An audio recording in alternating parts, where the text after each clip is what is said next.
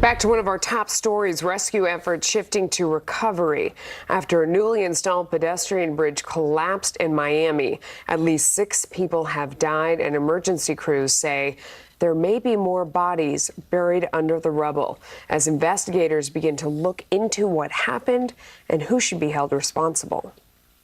Right now, we just want to find out what occurred, what caused this collapse to occur, and people to die. We want to get to the bottom of this, the bottom line of what occurred, so that we can bring closure to the families, bring closure to the investigation, and so that it doesn't happen again. That's the most important thing here.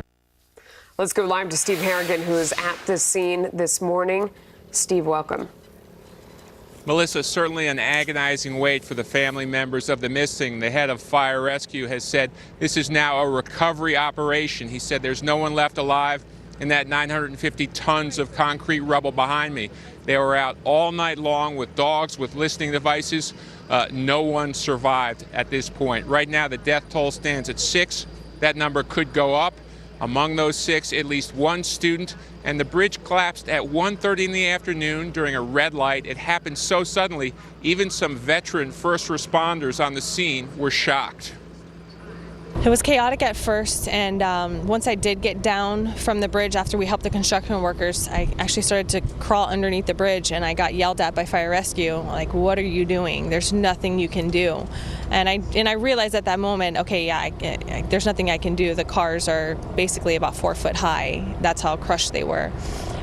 It was a terrible thing to see, knowing that there's people in there that you just cannot get to, and that the major loss of life when I started counting all the cars.